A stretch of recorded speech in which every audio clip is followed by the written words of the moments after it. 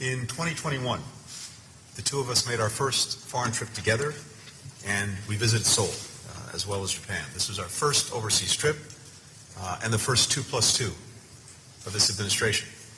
I just got back from another trip to the Indo-Pacific a couple of weeks ago, which by our count was my 20th trip to the region since the start of this administration. But with the Republic of Korea, over the last three and a half years, we've strengthened our alliance, we've modernized our alliance, an alliance that for 7 decades has advanced peace, prosperity, and stability on the Korean Peninsula, in the Indo-Pacific, and increasingly around the world. Today, we have an opportunity to build on that progress and to also lay the groundwork to ensure that we continue delivering shared security and shared opportunity for our people in the years to come. Now, one of the things that we emphasized today was a reaffirmation of the United States' ironclad commitment to the ROK security, and that includes through extended deterrence.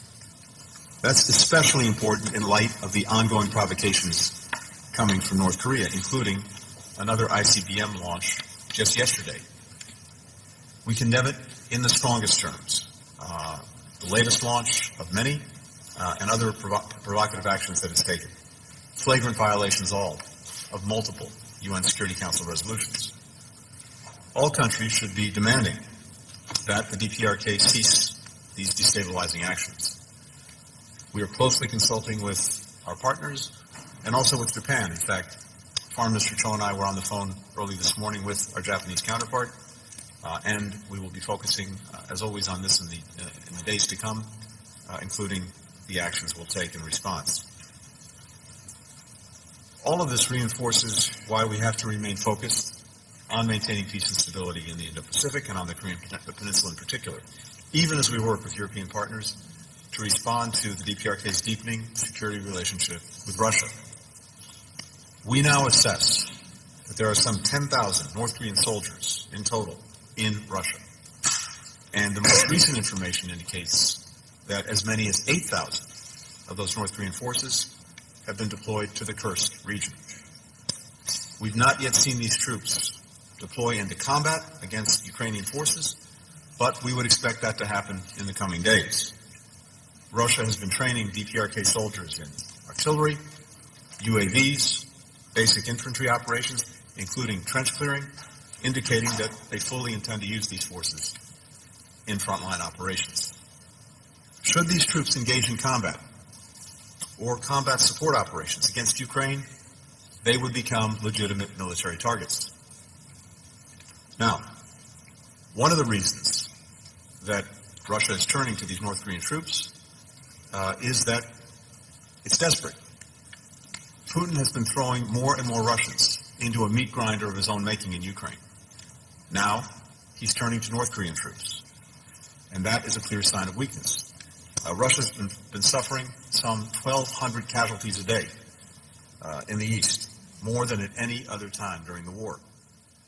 And with the deployment of these North Korean troops to Russia and now to the front lines, this is the first time in 100 years that Russia's invited foreign troops into its country. Our two sides today discussed a range of options in response, and we're closely coordinating with allies and partners, particularly our European partners. We're continuing to serve security assistance to Ukraine, the United States, and we'll announce more in the coming days. What we're also seeing underscores the indivisibility of security between the Indo-Pacific and Euro-Atlantic theaters, something that is clearer and clearer to all of our allies and partners in both Europe and the Indo-Pacific. It's reflected in South Korea's growing partnership with NATO, as well as its support for Ukraine, providing generators, humanitarian assistance, and we discussed what more the Republic of Korea may do in the future. But in all of the conversations that I've been having with partners in both Europe and the Indo-Pacific, increasingly, we see a focus on the indivisibility of the security. With regard to China, we discussed the need to responsibly manage our competition with the People's Republic of China. We agreed that China should do more to curb the DPRK's provocative actions and to stop support for Russia's defense industrial base, which is helping to perpetuate the conflict and the aggression by Russia in Ukraine. In the face of China's unlawful maritime claims in South China Seas, we remain committed to upholding freedom of navigation and freedom of overflight. We also underscored the importance of maintaining peace and stability across the Taiwan Strait.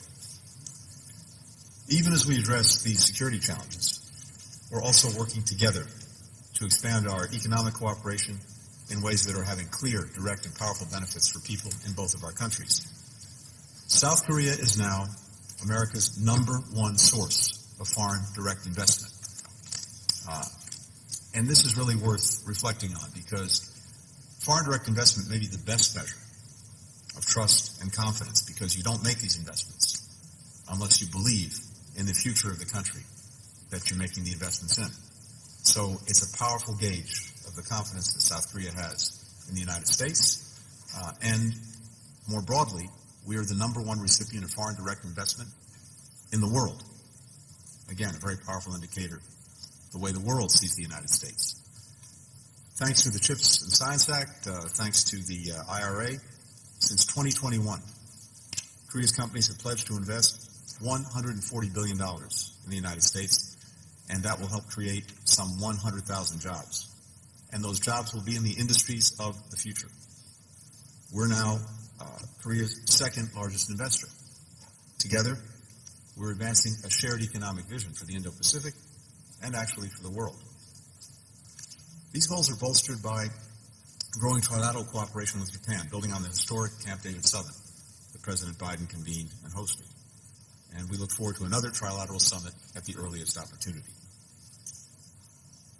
I mentioned at the start that Korea is increasingly a powerful and consequential leader around the world, a global pivotal state. It hosted the Summit for Democracy in March. We look forward to Korea hosting APEC next year. And together, we are working to uphold the rules-based international order, the UN, right now in the Security Council, where Korea is a member. Our alliance is continuing to do what it does best, which is deliver real results for our people, real benefits for Americans and for Koreans, and we're grateful for the strong bipartisan support that we enjoy in Congress for the alliance.